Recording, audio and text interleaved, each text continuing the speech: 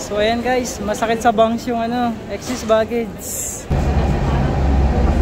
Okay guys, dito na tayo. Pa-check lang natin yung mga gamit. So ayan na guys, nandiyan na yung mga gamit namin. At ayan guys, tingnan nyo, ang dami naming dalang mga bagahe. Tingnan nyo kung anong mangyayari dyan mamaya. Guys, pa-check muna tayo ng boarding pass. Ayos na, clear na. Buti nga sa'yo. So ganun guys yung ano, proseso ng pag-check-in.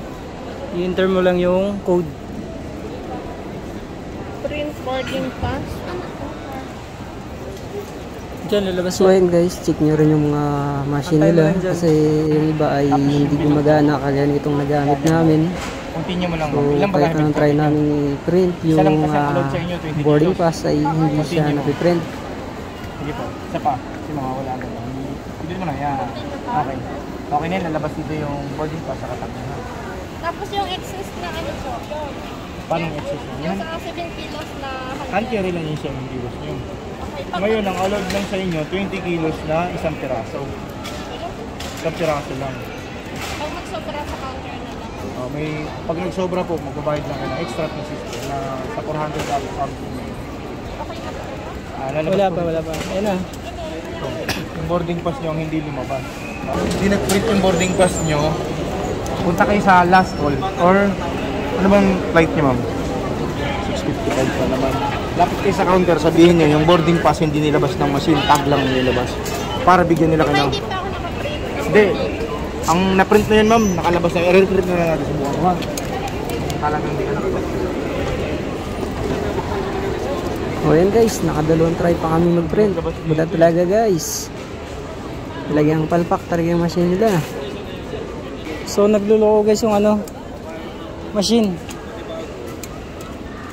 So try natin yung machine. Then guys, sa pangalawang try ay makukuha na namin yung aming boarding pass. Pag pinag-isa mong 20 kilos lang dapat lahat yung code. Kaya lang, pag-iisa hindi siya. Ipapabalot mo yun yung jack wrap. Saan pwede magpabalot? Dito kasi ma'am, mahal dyan. Mas maganda, doon ka sa may nakita mo yung kulay green, nakalagay baggage bag. Doon kayo magpabalot, mura doon. Pwede pa ipatimbang mo? Atimbang mo na natin para sigurado, pag sobra, ilipat mo. Saan siya pwede? Okay na po ito. Dali mo rito, Martin mo. Buti naman guys, may nag-assess sa amin para mas mapadali. Ito ma'am, 8 na to ha. 8 kilos. 8 kilos. Plus 16 kilos. Magiging 24 kilos. 24 kilos. 24 kilos. Apat po na. Ay, sobra na rin yun. Hindi. Oh, Saktong 20 para kilos. hand-carry lang yung isa. 6 kilos naman to ma'am. Ito po.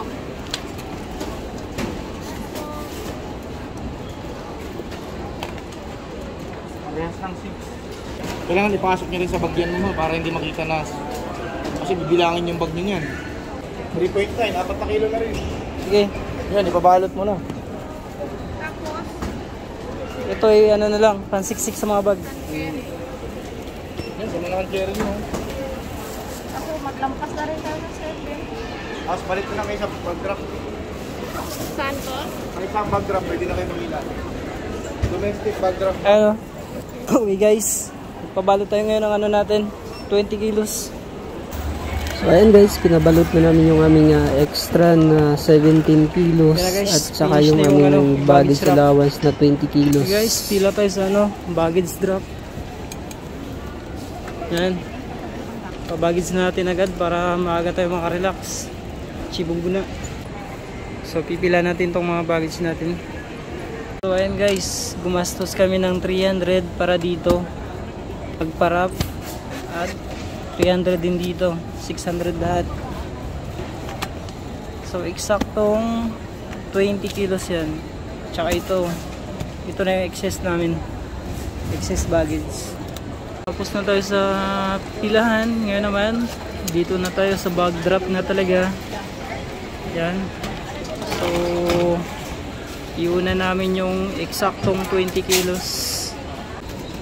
So, excess kami baggage. Pero ito kasi yung ano namin, po. Ano pong laman yan naman? Ano lang din ma'am, yung mga biscuit lang din po. Pagkain lang din po. Magbabayad tayo dyan ma'am. Oo, sige lang. Magkano pag ganun ma'am? Okay guys, maliwanag. 1,620 yung aming bayarin. Per 330 pesos per kilos guys. Opo ma'am. Laki diba? Ang gagawin ko kasi Pero may diskarte ka para bumaba ang bayarin. Ang gagawin ko kasi ma'am, ipapangalan ko siya ma'am doon sa walang baggage allowance po.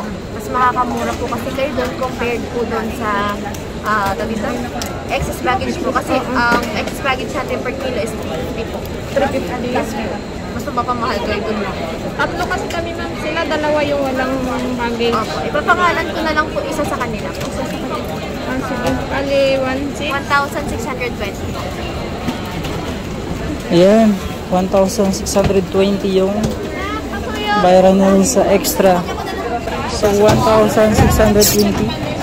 Yun yung naisip ko na mas makakalas kayo mag-compare po dun sa ano. Pati ano ma'am, kaya sa magkano? Po? So ikaw yung natin, di ba? Kaya 350 kasi mo per kilo. So kakong natin 17 times 350 siya. Ganun po siya. Per kilo. Yung 1,620 ma'am, fix na po tayo sa 20 kilos. Ayan, 1,620 ma'am. Okay ma'am. Doon tayo magbabayad sa kasi yung mga tinatag ko lang po dito sa Pilipino. Pero after namin doon babalik pa. Hindi na po. Antay na lang para doon. Opo. Pagkabayad niyo po, diretso na po tayo sa Pilipino.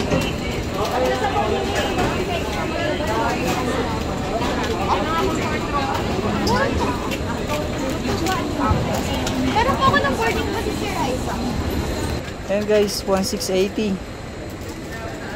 for 350 per kilos. So ayan guys, masakit sa bangs yung ano, excess baggage. 350 per kilos. So magbabayad kami ng excess namin dito. Guys, cellphone, wallet, kailangan ilagay sa bag. Ayan na. So take off na natin to. Ilagay natin sa bag yung phone natin. Hindi na kailangan mag-video. At least alam natin yung procedure. So ayan guys, may detect bottled water.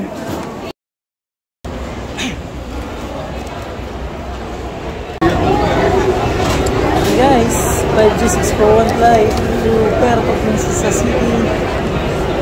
Na, let's go. Hindi na ako. So ayan guys, pumila muna kami saglit, then inantay namin tong minibus na maghatid sa amin din sa site kung saan doon nakapark yung aeroplano ng aming sasakyan. Ito yung Cebu Pacific. Ayan guys, dito na kami. So packet na kami ng plane. So ayan yung view dito sa loob ng airport. Ayan guys. Ito guys, nakarating na kami ng Puerto Princesa City. Thank you guys sa panunood.